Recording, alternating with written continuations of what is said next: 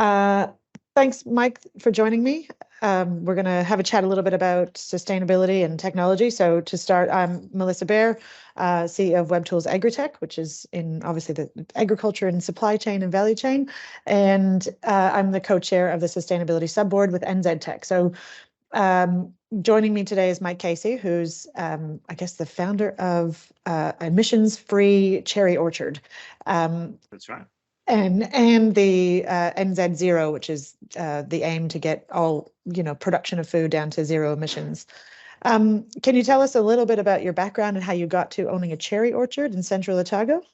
Yeah, sure. It's a bit of a curly story. So I've got a software engineering background. I got my degree from Victoria University in Wellington, and soon after graduating, I moved with my co-founders to Sydney to start a graduate job board called Grad Connection. Long story short, there's nothing specifically, very clever about the technology, but we programmed a website. The website got very, very popular. It ended up being about 4 out of 5 university students in Australia used it to find their first graduate job or internship. And in 2019, that got acquired by Seek. So 12 years into that business, I'd moved on from being a university graduate, caring about the future of university, graduates and their careers, to being someone in their mid-30s with 2 young children. And finally, we had a little bit of capital behind us, which enabled us to move back to New Zealand. And by that stage, I was heavily interested in climate change and how we can go about mitigating that. And I guess my big thing was, living in the centre of Sydney, I'd become a bit of a inner city lefty. And I was very confused as to why the primary sector was finding it so difficult to decarbonise, or at least the narrative around that. And so I thought, what better thing to do than become a farmer myself? Of course, and then either change my perspective on things, or take, or be able to show people in the primary industry that my altruism was realistic and that things could be done. And my wife and I always wanted to move to Wanaka. We found a plot of land 30 minutes south of Wanaka with 9 hectares of land, and that was perfect to convert from pastoral farming over to horticulture. And we planted 9,300 cherry trees, which is the equivalent of 25 kilometres of cherry trees. From there, set about trying to make sure that every business decision we made, every purchasing decision we made, the number one consideration was the climate. And long story short, I never really intended to go zero fossil fuel on farm, but probably about 18 months ago, we realized that was actually possible. Wow. And so now I think we run possibly the world's first zero fossil fuel food producing operation, cool. Which is super exciting. We're 100% electric, and now my whole goal is to try and spread that out to other people in the primary industry to decarbonize our food. Yeah. Cool. So from where we sit at the NZ Tech sustainability, kind of that national level, I guess the objective is to bring the tech community together to kind of solve these problems. And you've sort of, being that you've got your one foot in one side and one in the other, can you, because from the outside it looks like you've actually just designed yourself almost by accident into something pretty cool. And then the other thing I know a little bit about from visiting is that it's actually needs to make financial sense. So there's the business model, and then that it's good for the planet. And I think that probably will resonate with a lot of people. Like, yes, it needs to be good for everyone, kind of. Can you talk to me a little bit about, like, I know there's some like shining stories around where you took what was seemingly like not possible and just thought about it differently. I think the one with the sprayer, how you put your trees together, those kinds of things, because, the narrative, like, so it's basically technology that enables that outcome you're talking about, which is zero fossil fuels and then that business model. So yeah, just maybe a few sort of anecdotal stories or how you thought about that and design. Yeah. So, I mean, the whole thing around electrification is it's not, people often think that it's a one-to-one transition between moving off diesel and moving on to electric technology. But the problem is that they are actually quite different. You can't really wait around for electric technology to replace diesel technology without some form of behavioral change, because you're going to be waiting forever. So in the case of something like an electric vehicle, if I use that as an example, we have what we call the trilemma, right? Which is size, range, and affordability, and you're allowed to pick two of them. And the same applies for pretty much every form of electric technology. Yep. So if you're waiting for the 7-seater, 1,000 kilometer range, SUV at an affordable price, you're going to be waiting a really, really long time for that to come. So we've got to change our behaviors and our practices on the way that we do things. And one of the positions I find myself in now is sort of being an example of how electric technology can actually work well on farm. And so, case in point, there's probably two key examples that we can use there. The first is that we have a tiny little converted electric tractor at the moment. For those of you that know anything about tractors, it's an Izeki 318. And it's the equivalent of that of a 12 horsepower tractor with a 20 kilowatt hour battery pack. And that's something that's just, any farmer that tries to take that tractor and use it as a replacement for a diesel tractor is going to get very, very frustrated very, very quickly, because and disappointed. It doesn't have a long run time, takes a long time to charge. And so we had to look at ways of becoming much, much more efficient in the way that we do things to be able to accommodate this technology for the major altruistic goal of trying to go fully electric as soon as possible. And what that required a lot of the time was designing new, more efficient implements. So one of the big things in horticulture is we need to do foliage spraying. This is whether you're organic or whether you're, traditional in terms of your horticulture. You need to spray things on your cherries. You need to spray nutrients on your trees, all of that kind of stuff. And the traditional sprayers in the market run off what's called the power takeoff of a tractor, and use about 45 kilowatts worth of power. And if we've got 45 kilowatts worth of power on being used by a tractor implement, and we've got a 20 kilowatt hour battery pack, you can see the tractor's not going to last. I'm not very good at math, but that's not good math. Yep. And so one of the things that we needed to do was redesign a foliage sprayer that ran off the battery pack of the tractor rather than off the drive shaft out of the back of a tractor.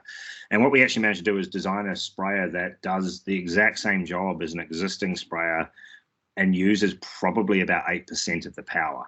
Wow. Now, as a result of that, if you're only using sort of 3-4 kilowatts worth of power, all of a sudden that 20 kilowatt hour battery pack lasts for much, much longer. Yeah, absolutely.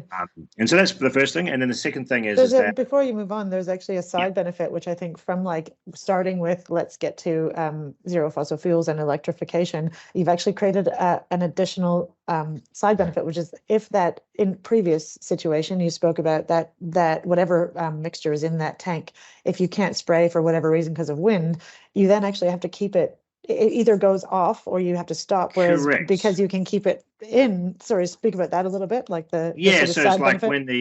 when if you have to stop spraying, usually due to weather conditions, you have to either keep the tank agitated to keep the chemical moving around so it doesn't coagulate and settle and all of that kind of stuff. And the only ways to traditionally be able to do that is either leave your diesel tractor idling or to dump the chemical, both of which are particularly bad for the environment. Absolutely. And so what we've been able to do is basically, this sprayer runs off a hot point off the tractor. So by having that hot point, we're actually able to turn it around and plug the sprayer into the wall, which means that we can agitate the chemical in that sprayer for days and days and days at a time for very little money, a few dollars a day. Essentially, which saves potentially thousands of dollars worth of chemical in some cases, but also, means that it's not something that ever gets dumped out into the environment, which is what is common practice at the moment. And spray. And financially, that's better, and for the environment, it's better, and it all kind of just really adds up. You hit the nail on the head. That was a rather unintended benefit of going down the path of electric technology, right? Like we didn't set out to design a sprayer that could run off. No, that's right. Socket, right? But that's essentially what and now you could be in sprayer technology, but and the one things I would love to touch on is the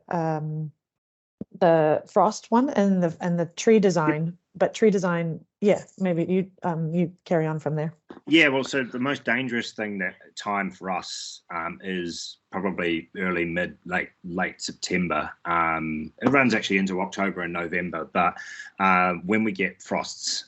So for those that don't know, frosts are very damaging to stone fruit. There's damaging to grapes as well, but essentially, if it gets too cold, your fruit buds die. If your fruit buds die, you get no blossom. If you get no blossom, you get no pollination. If you get no pollination, you get no fruit. You get no crop. You get no revenue. Big problem. Yeah. And so a lot of people, if you haven't noticed this before, you're probably going to notice it the next time you're driving out in the New Zealand countryside. But there are what look like windmills all over the countryside. And a lot of it, people actually think they're for power generation, and they're not. They're actually for frost fighting. And what they do is, so frosts are formed by a cold layer of air being trapped by a warm layer of air above. And that warm layer of air above is called the inversion layer. And what these fans do is they burn an awful lot of diesel to pull the warm air down from above and mix it with the orchard to bring the average temperature of the orchard up. And for me, trying to eliminate emissions, going with an incumbent frost fighting fan was just not an option. And I was actually looking to figure out how I could buy some secondhand ones and convert them to electric. When I came across a company out of South Africa that actually made electric frost fighting fans, the only ones in the world to do that. And in the middle of COVID lockdown, applied for a grant through ECA, which is the Energy Efficiency Conservation Authority, which is really good because that grant kind of de-risked me buying electric frost fighting fans from South Africa sight unseen, having them show up on site and having to figure out how to install them without any installers because of COVID. Correct. We found some installers, but at the same time, it was something that was it was pretty tough going, and so that government grant really helped to de-risk that project. But we got them up and running. They probably cost $5-6 an hour to run compared to hundreds of dollars if you're burning 30 to 40 liters of diesel an hour. And you can turn them on and off very, very quickly. And power, as you're saying, I've experienced it. It's quite powerful. Is there any kind of comparison to the other ones, or is it about the same? Yeah, it's about the same, maybe slightly less with the way that it's been designed. But it's benefits versus reward.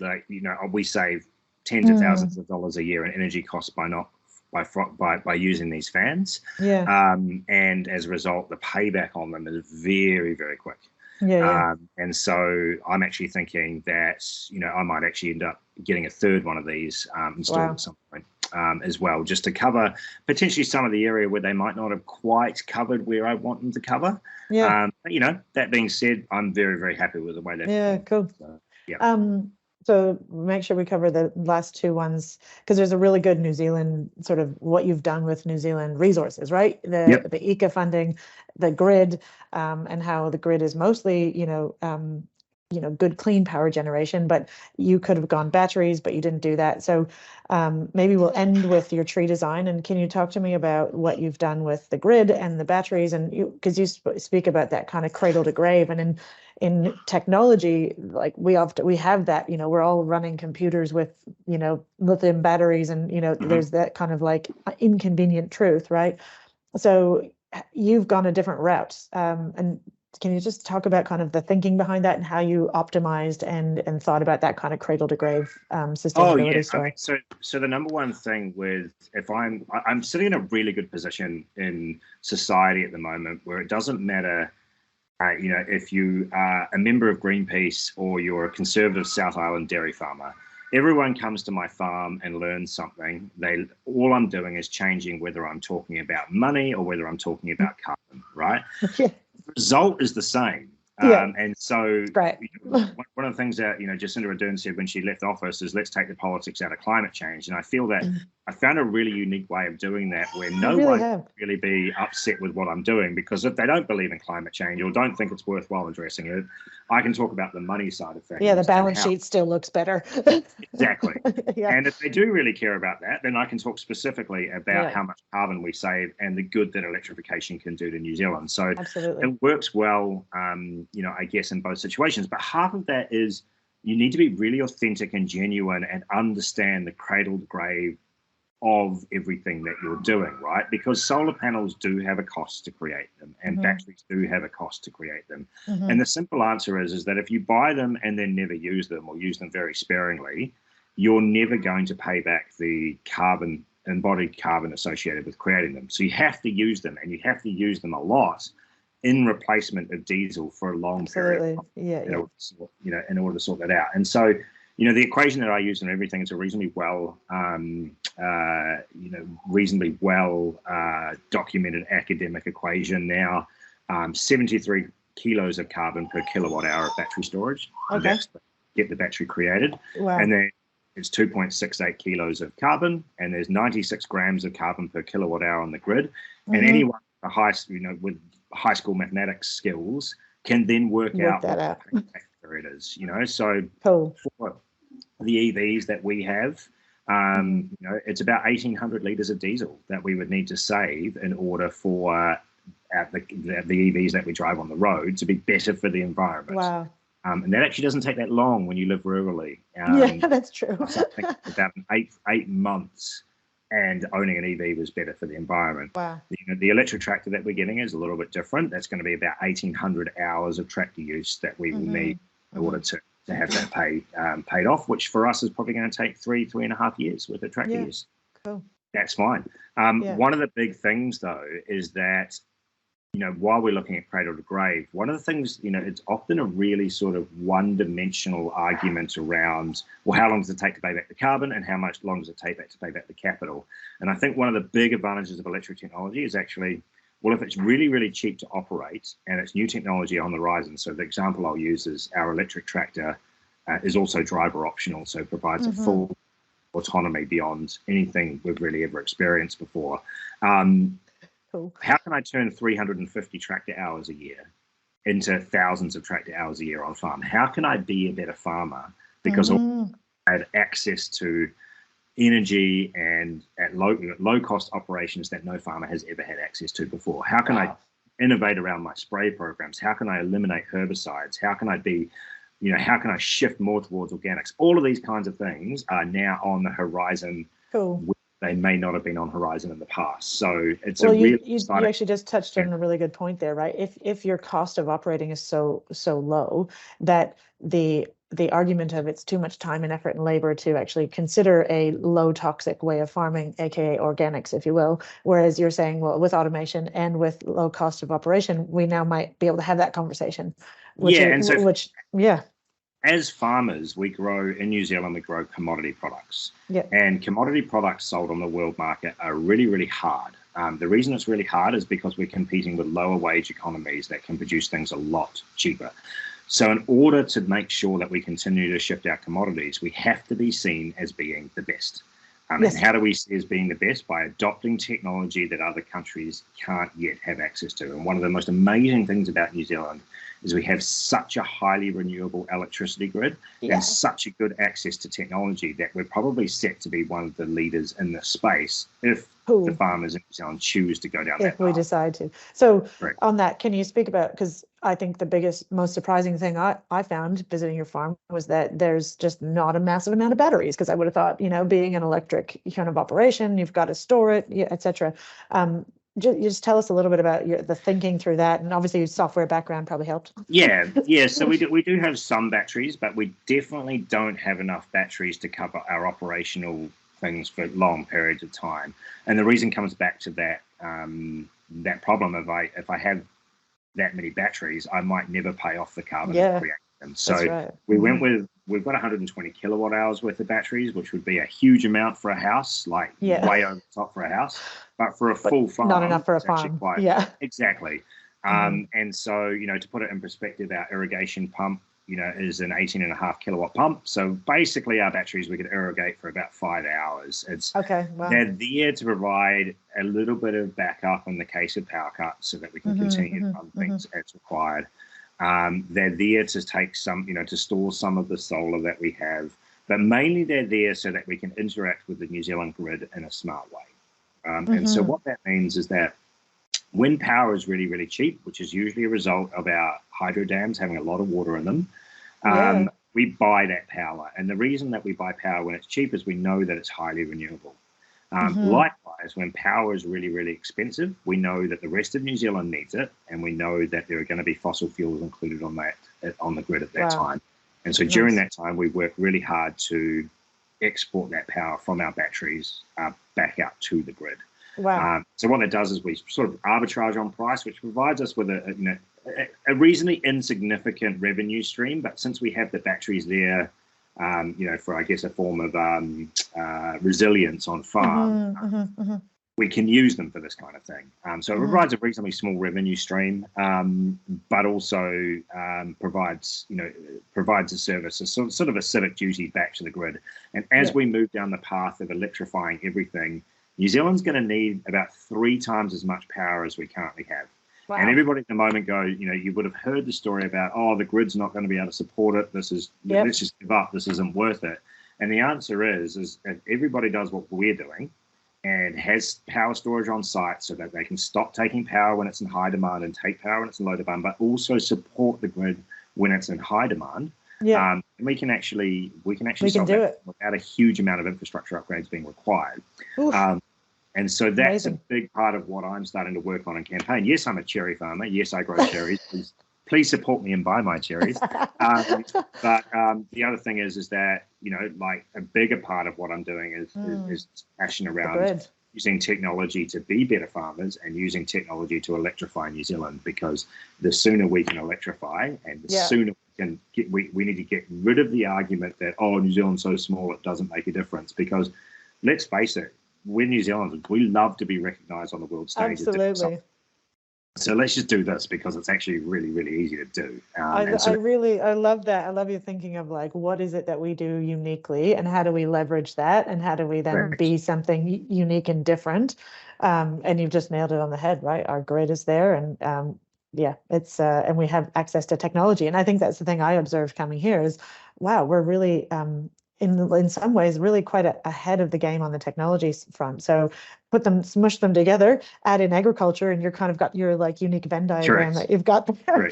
New Zealand has a lot of challenges coming up, right? Like we're so geographically isolated, and so our food exports have a huge carbon footprint.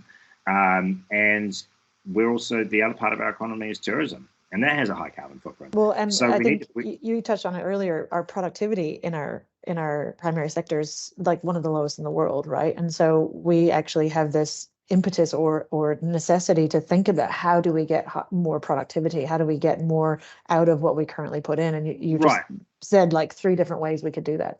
I think the big thing is that we are a high wage economy, and so we should be, because we're a developed country, right? We need to be looking after the people within our country. But as a result, it's very, very hard to produce food cheaply. So we have to be seen as being the best. Absolutely. It's as simple as that. And there will be a section of the global society that will buy us because they consider us the best. And that's the section of the market that we need to be targeting. Well, and then you really just nicely put it, like using technology to do the jobs that actually our smart brains should not be doing.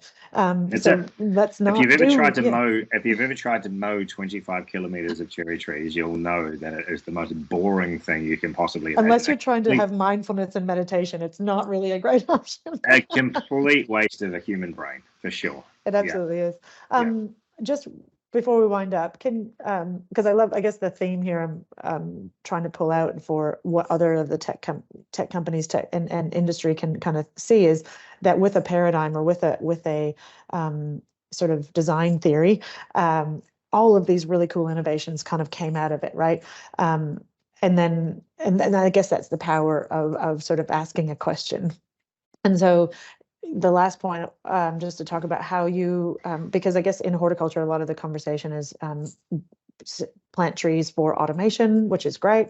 But you thought about it a bit differently and how you've planted your trees for optimization of yields and also to be able to use the implements and that kind of thing. So so we use it might be good if maybe we could flash a picture up or something of it so people understand. But we basically plant our trees in a 2D system. So while a normal tree grows up with a trunk and then the canopy comes out like that, we look very, very similar to a very tall vineyard. We do everything in a 2D fashion. And that's for a number of reasons. One is to cherries are still required to be handpicked, and so operationally that's incredibly expensive. So therefore, how do we make sure that the pickers that come in to pick our cherries can do so the most efficient way in a highway economy? And that involves a pedestrian orchard that you don't have to climb up ladders or climb through canopies to access. Wow. And something that's actually really easy for a picker to do that doesn't require a lot of backbending, So that's one of the things that we looked at doing with planting this 2D system. But the other thing is by planting a 2D system, it's so much more energy efficient. There's so much less energy required in order for things like spraying, mowing, irrigation. It's all it doesn't have to be, the water doesn't have to be spread over a large area. It can be like dripped in a row. Wow. So we can use less water for the, we don't have to water the weeds in the middle of the rows. We can use less water, all of those kinds of things. And it works really, really well. I actually have a photo of that, so I can send that. Hopefully we can flash it up. But awesome. Yeah, is there any sort of parting thoughts you would like to leave? I mean, the audience of TechLink is everyone. Most people here are in technology or potentially startup entrepreneurs. Is that right? Yeah, well, it's industry as well. So there's every kind of version, because technology is obviously across the whole country and every type of business now. So if it doesn't matter whether you're in agriculture or anything technology. So what is the kind of message you'd like to leave? Tech company, but my industry. main thing is at the moment society still doesn't really support sustainability in any form of financial sense, right? So the way that I my orchard was to just go ahead and build it without trying to financially model it and then figuring out how to make it work. And as entrepreneurs, we're often creating supply and demand out of thin air. That's how we make our business startups, right? And so that's essentially what I've gone ahead and done. And one of the big problems that exists in society at the moment is that the environmental cost of not doing things is not priced properly, and the benefits of doing something properly is not priced properly either. And so at the moment, it seems like a horrendous overcapitalization on farms or in businesses to do things the way they need to be done, which is actually eliminate fossil fuels entirely. That's how we're going to solve the climate crisis. And so my parting thing, whether you're someone within industry, whether you're a startup entrepreneur, is that at the moment, this stuff can't be modeled properly. It can't necessarily be venture.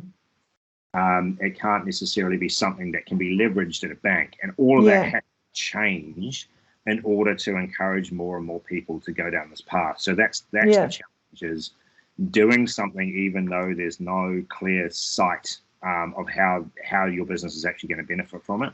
Is a really good start. And the second thing is, if you are someone in industry, figure out how to make this different. At the moment, when we try to sell commodity products, we get pushed down on price. It's all about price. And we really need to change that. We really need to figure out how to do sustainability properly. Yeah. Probably to remind people, you are getting a premium, and you're kind of you've basically open sourced your books, which is really cool. So if anyone has any questions or how it works or whatever, really generous of you to share that. And of course. I think that you touched on a really good point. Really underpinning all this is the courage to ask an unpopular question potentially, and be those kinds of like jumping off a cliff and not to punish a metaphor, but jumping off a cliff and building the plane on the way down kind of thing, because it often is not. There's no one in the market that said, please give me emission-free cherries, but you sort of found a way 100%. to make that make sense, right? Like one of the biggest issues is the inertia of traditional business. So the businesses that are really big and have a lot of scale, have a lot of inertia. They make a lot of money, and therefore changing is actually really difficult. Absolutely. And so it's almost like we need a complete reinvention, and it's going to take young entrepreneurs to come up with that complete reinvention of the way that we go about doing things. And so, if anyone can do what I've done and figure out how to eliminate fossil fuels from another farm or pretty much any other industry, that would be something that I'm 100% willing to back and get behind. Well, thank you for your time. Thank you for deciding to become a farmer, so that you can bring your unique perspective and shed some light on kind of the future a little bit, a little bit further down the tunnel. So it makes it possible, and, people can see and see the vision a little bit. So Yeah, I look forward to hearing the journey and continuing to. I'll come pick cherries one day. Yeah, no, sounds good. Come in December or early January when they're the best. Because the Yeah, other big good. problem I have in New Zealand is that I'm trying to sell cherries, and everybody wants to buy cherries for Christmas. But New Zealand grows possibly the best cherries in the world, but they're harvested in early January. Oh, So interesting. New Zealanders really do miss out on the best because of the way we buy cherries at the moment. So yeah, Oh, that's a change that as that's a well. marketing challenge. Right. Well, we'll finish it here, and thank you very much. No problem. We'll talk to you soon.